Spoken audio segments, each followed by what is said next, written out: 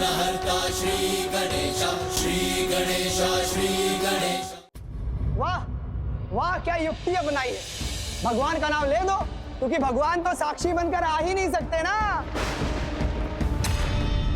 भगवान के नाम पे झूठ बोल रहा है ये।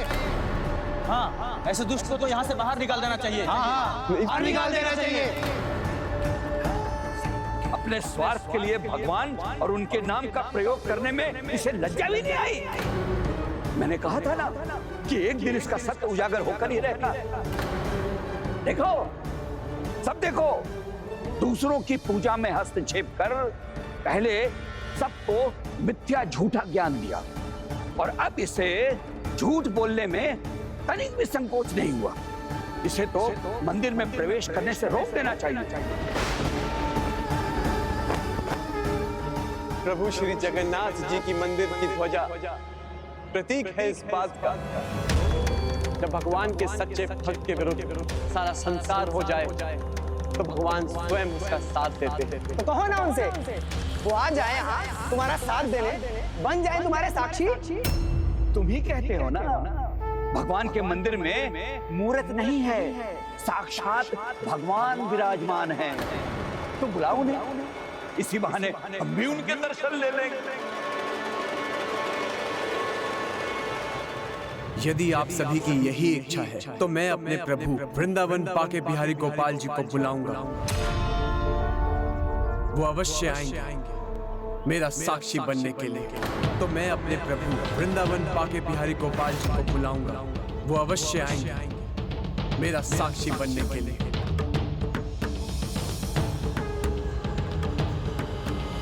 मेरे प्रभु सत्य की शक्ति और भक्त की भक्ति दोनों का मान रखेंगे।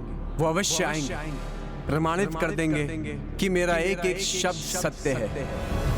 श्री बाके बिहारी गोपाल जी को साक्षी मानकर वचन दिया था इन्होंने। धूर्तता की भी कोई सीमा होती है। एक झूठा हम सबका यहाँ समय व्यर्थ कर रहा है और कहता है कि इसका झूठ भगवान स्वयं प्रमाणित करेंगे, यहाँ स्वयं आकर। वृंदावन से चलकर आएंगे प्रभु बांके बिहारी। जैसे वो तो इनके मित्र हैं और ये उनके सुदामा।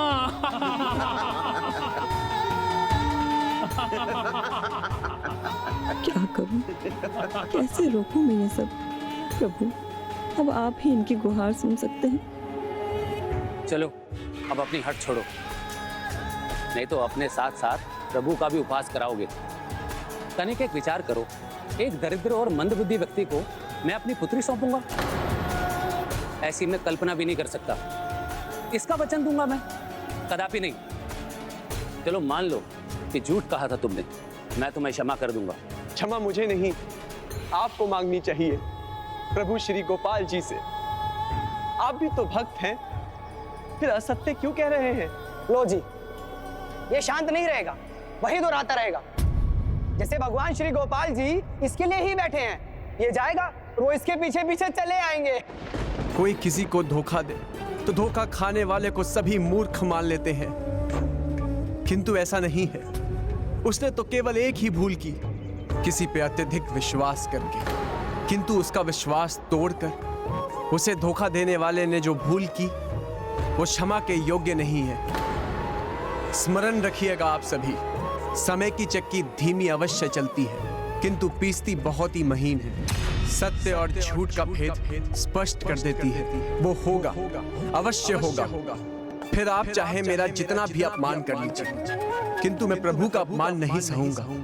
मैंने कहा भक्त का अपमान भगवान का अपमान है और भक्त का उपवास उसके प्रभु का भी उपवास है।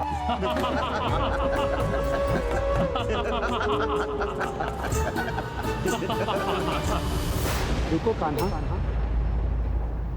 इस प्रकार उसके साक्षी बनकर उसकी सहायता नहीं कर सकते तुम।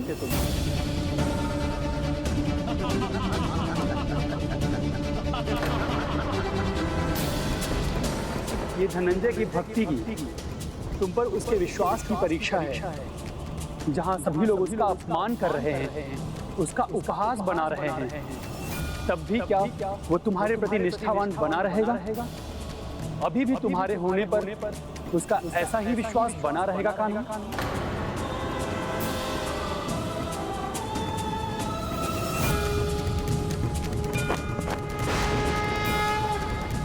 बांके बिहारी गोपाल स्वरूप उसको दिए हुए वचन के साक्षी हैं।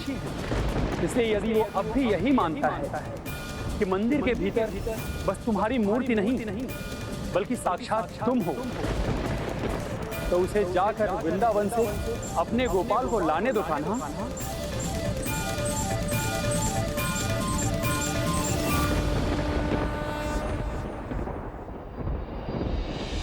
क्योंकि ऐसी परिस्थितियों में ही भक्त या तो बनता है या टूटता है, और यहाँ ये जानना अत्यंत महत्वपूर्ण है कि ऐसी विपरीत परिस्थिति में ये अपने विश्वास पर टिका रहेगा या नहीं। बस बहुत हुआ।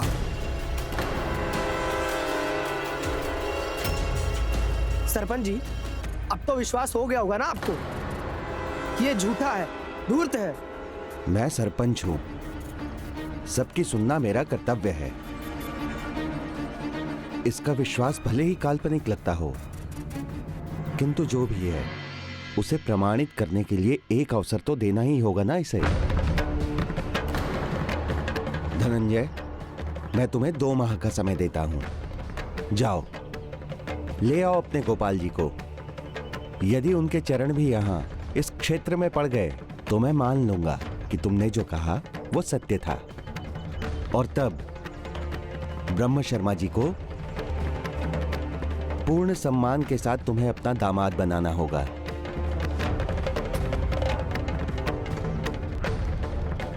और यदि असफल हुए तो तुम सदा के लिए पुरी के क्षेत्र से बाहर कर दिए जाओगे, और फिर पुरी के मंदिर में तुम्हारे जैसे झूठे के लिए कोई स्थान नहीं होगा।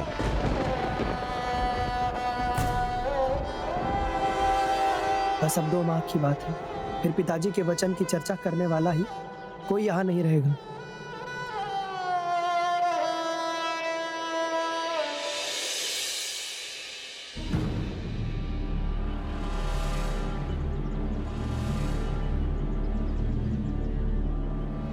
जो भगवान का ध्यान रखते हैं, भला भगवान उनका ध्यान क्यों नहीं रखेंगे?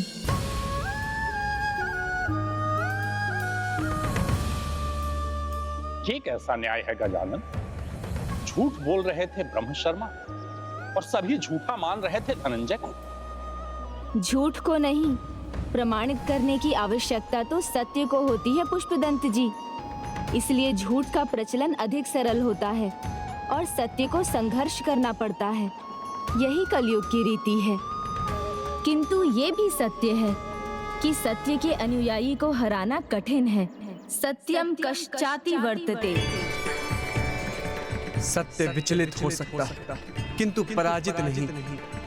फिर चाहे झूठ का आकार कितना भी बड़ा हो, सत्य के सामने झूठ छोटा पड़ ही जाता है, क्योंकि सत्य के साथ स्वयं भगवान है।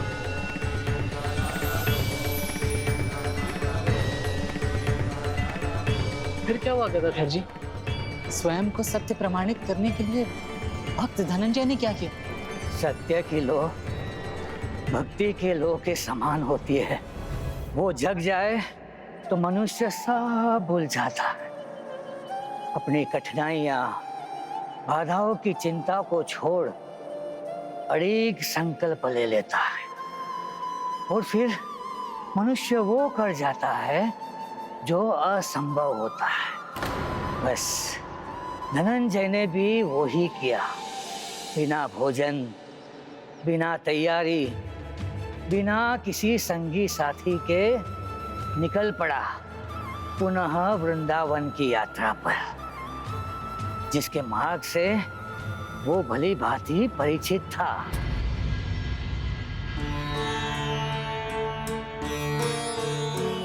पुत्र, कहाँ हो तुम? कहाँ हो? क्या हुआ पिताजी? आप इतने चिंतित क्यों हैं? वृंदावन गया है वो।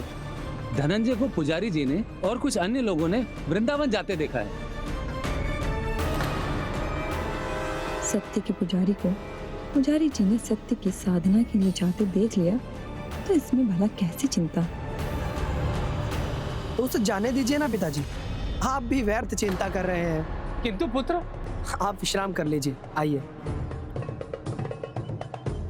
पिताजी, जो स्वयं को प्रमाणित नहीं कर पाते वो मुख छिपाकर कहीं दूर निकल जाते हैं, और इसने भी तो वैसा ही किया ना।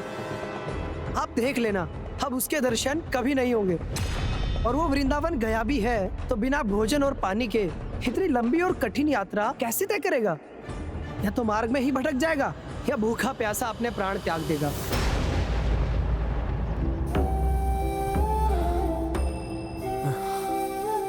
प्यास लगी है। यहाँ तो दूर दूर तक जल का कोई स्रोत दिखाई नहीं दे रहा। अब तो प्यास से चला भी नहीं जा रहा। इन बूंदों से ही अपनी प्यास बुझा लेता हूँ।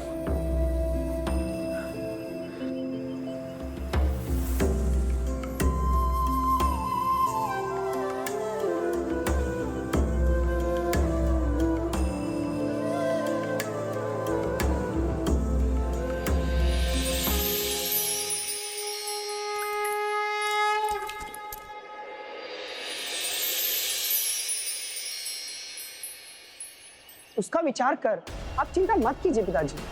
और यदि चिंता करनी ही है तो अपनी पुत्री के लिए योग्य वर की चिंता कीजिए। अब इसका विवाह शीघ्र ही हो जाना चाहिए। मेरा विवाह बिना मुझसे पूछे ये कैसे संभव है? ये लो, माँ ने तो मेरे मुंह की बात छीन ली। और मैं तो कहता हूँ कि हम 2 माह की भी प्रतीक्षा क्यों करें? ये तो सरपंच जी को भी पता है क्यों लौटने वाला ही नहीं है। उनका भी तो पुत्र है विवाह के योग्य। आप उनसे बात कीजिए, भरा पूरा घर है, योग्य वर है। आप चाहे तो मैं कल ही उनसे भेंट कर सकता हूँ।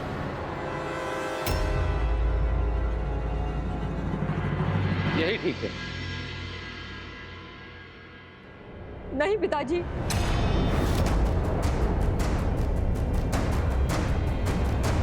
ये ठीक नहीं है।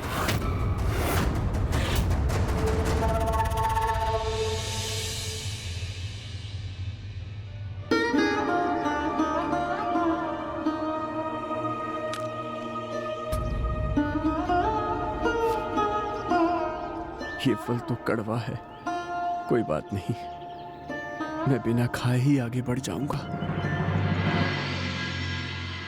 शांत हो जाओ पुत्री, बड़ों के बीच में छोटे नहीं बोलते। भूल तो भूल होती है माँ, उसे बड़े कर रही हैं छोटे। यदि समय रहते उसे नहीं रोका गया तो वो पाप भी है। तो क्या आप चाहती हैं हमसे कोई पाप हो जाए? नहीं ना। तो बोलने दीजिए मुझे, क्योंकि ये मेरे भविष्य, मेरे विवाह की बात है। चाहता उचित है। कहो पुत्री, क्या कहना चाहती हो? पिताजी, आपने उन्हें मंदिर में देखा था ना, जहाँ किसी को भी प्रभु जगन्नाथ की चिंता नहीं थी। तब उन्होंने ही भगवान की विश्राम के बारे में सोचा। उन्होंने आपकी यात्रा में आपकी सहायता की, आपको वृंदावन पहुंचाया, जहां आप उनकी सरलता को देखकर बहुत प्रभावित हुए थे। फिर भी आपने अपना वचन नहीं निभाया। तो क्या करते पिताजी? उस दरिद्र के साथ तुम्हारा विवाह कर देते, जिसका न कोई ठौर है न कोई ठिकाना। फिर क्या माता अन्नपूर्णा आती तुम्हें खाना खिलाने या तुम्हारा पेट भरने? या माता लक्ष्मी धन बरसा देती तुम दोनों पर? और वो भी क्यों? उसकी मूर्खता भरी भक्ति से प्रसन्न होकर। हाँ हाँ,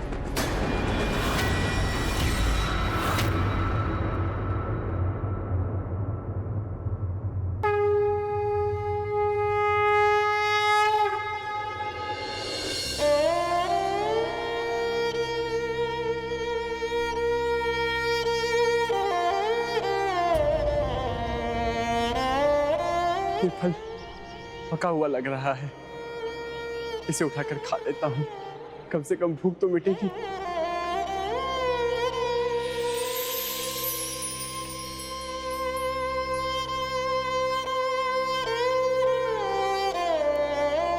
ये तो बासी है।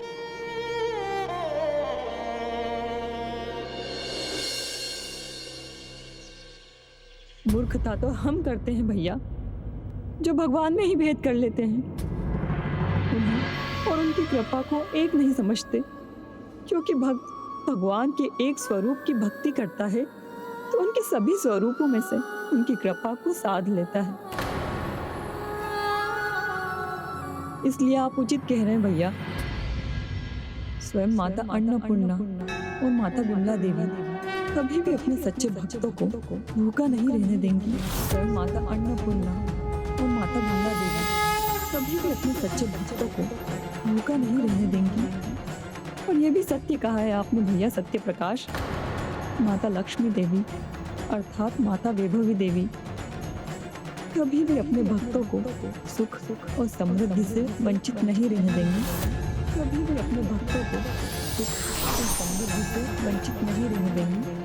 स्वयं माता अन्नपूर्णा और माता विमला देवी कभी भी अपने सच्चे भक्तों को भूखा नहीं रहने देते। कभी भी अपने सच्चे भक्तों को भूखा नहीं रहने देते।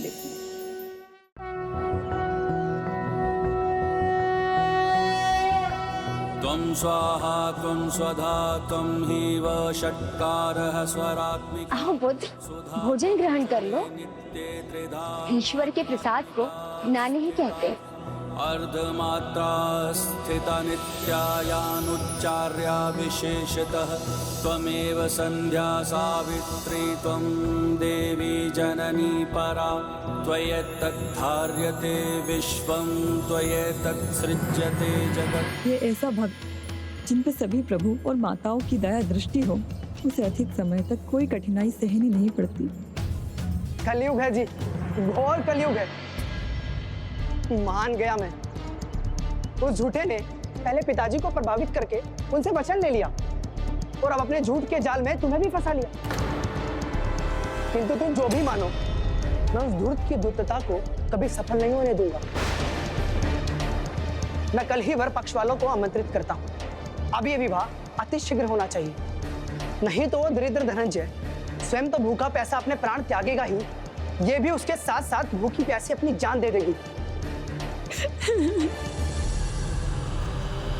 लगता है बहुत दूर से चलकर आ रहे हो तुम। पेट भर के भोजन करो पुत्र।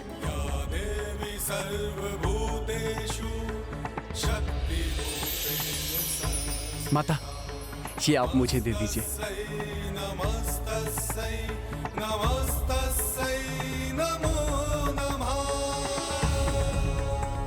ये कंबल शीत से तुम्हारी रक्षा करेगा।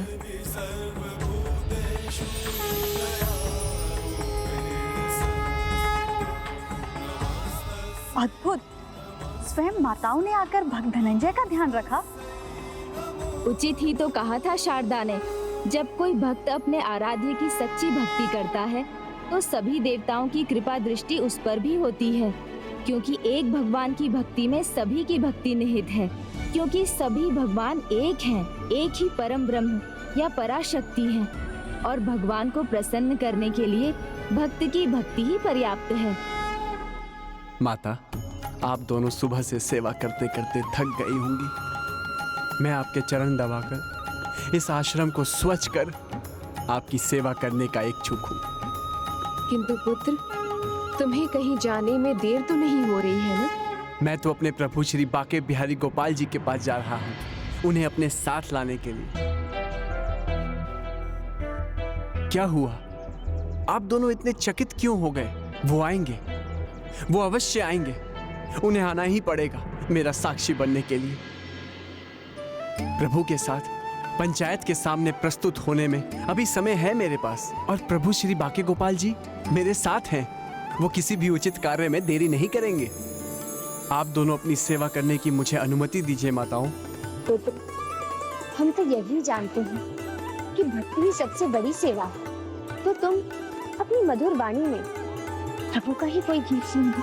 तुम्हारे भजन और तुम्हारी भक्ति से हम दोनों अत्यंत प्रसन्न है भक्त धनंजय। उचित समय आने पर सेवा का फल अवश्य मिलता है पुत्र, और तुम्हें भी मिलेगा। किंतु अब तुम्हें अपने प्रयोजन को पूर्ण करने के लिए जाना चाहिए। किंतु माते, अभी तो 2 माह में कुछ ही समय बीता है, अभी समय है मेरे पास। अब इसे कैसे बताएं? इसे जो करना है शीघ्र करना है। जो सत्य और अच्छाई के मार्ग पर चलते हैं, उन्हें उनके लक्ष्य तक पहुंचने में विलंब नहीं करना चाहिए। माता का सुझाव पुत्र के लिए आदेश होता है। आप मुझे आशीर्वाद दीजिए कि मुझे सफलता मिले।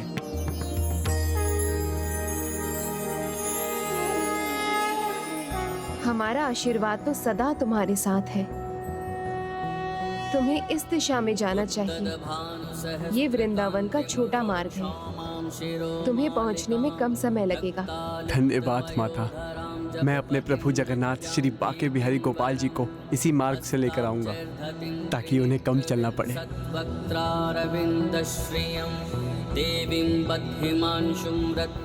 प्रणाम माताओं।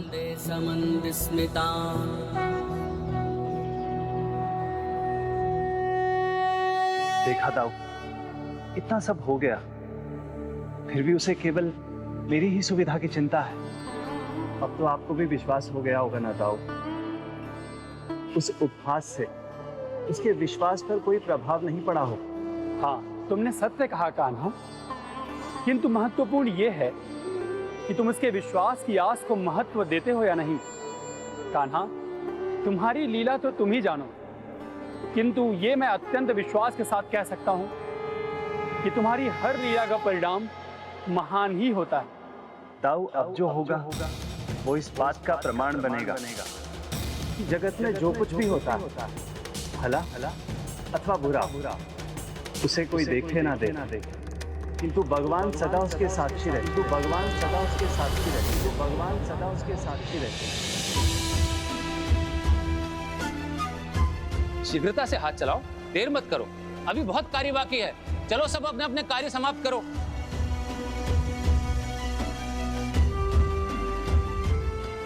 चलो चलो शीघ्रता से, मेरी बहन के विवाह में कोई कमी नहीं रहनी चाहिए।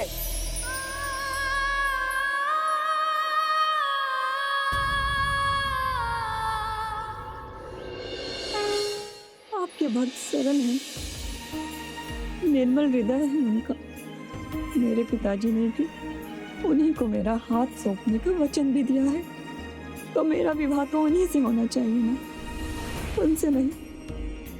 जो कल बारात लेकर आ रहे हैं, मेरी गुहार सुन लीजिए प्रभु, उनकी सच्चाई प्रमाणित कर दीजिए।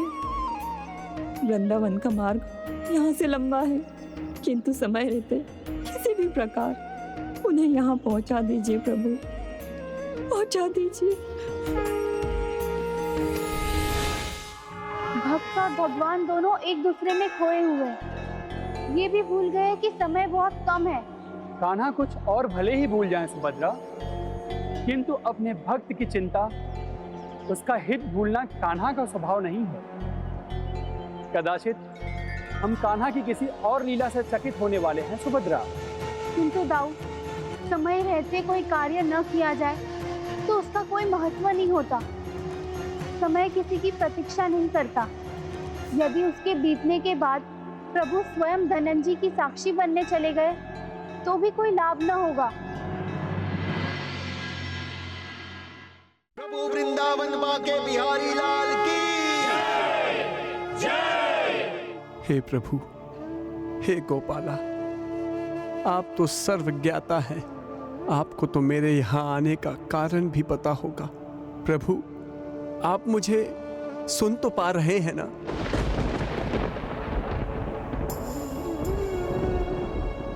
अब आपको तो कष्ट होगा ही, किंतु मैं क्या करूं?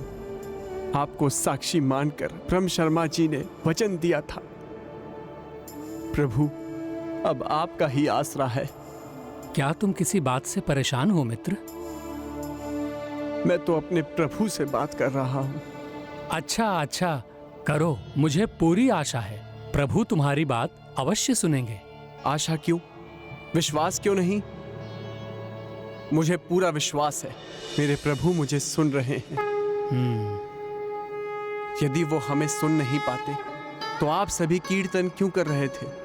प्रभु यही नहीं, जहां भी रहते हैं उन्हें सच्चे मन से पुकारो तो वो अपने भक्तों की अवश्य सुनते हैं। तुम उचित कह रहे हो भाई, प्रभु तो सर्वव्यापी हैं। हमें भी अपने इच्छाओं की पूर्ति के लिए उनसे गुहार करना चाहिए।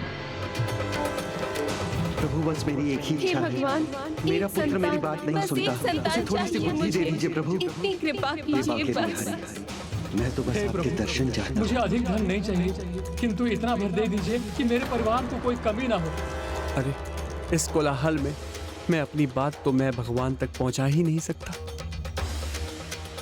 प्रभु और भक्त शीघ्र ना निकले तो समय पर नहीं पहुंच सकेंगे और शारदा का विवाह किसी अन्य से हो जाएगा।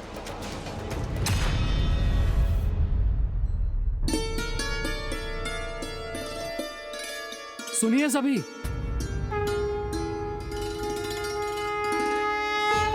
इन्हें भी तो प्रभु से अपनी बात कहने दीजिए।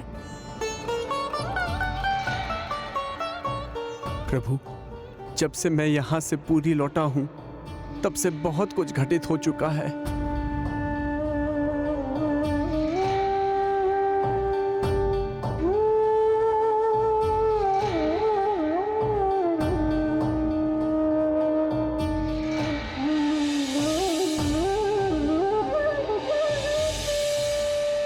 और जब मैंने उनसे कहा कि आप स्वयं इस बात के साक्षी हैं, तो उन सब ने मेरा उपहास किया। मुझे उनके इस ज्ञान पर दया आती है, किंतु मैं कैसे समझाता कि प्रभु तो पूरे जगत में होने वाली प्रत्येक घटना के स्वयं साक्षी हैं। आप चलिए मेरे साथ। अब आप ऐसे खड़े नहीं रह सकते प्रभु, आपको मेरा साक्षी बनकर मेरे साथ चलना ही होगा। अब मैं ही कहता रहूंगा क्या? प्रभु आप भी तो कुछ कहिए, बताइए मुझे आप मेरे साथ चलेंगे या नहीं? बताइए मुझे आप मेरे साथ चलेंगे या नहीं? प्रभु आपसे तो कुछ भी छिपा नहीं है और आप अभी भी शांत खड़े हैं। कुछ तो कहिए, बताइए मुझे कि आप मेरे साथ चलेंगे या नहीं?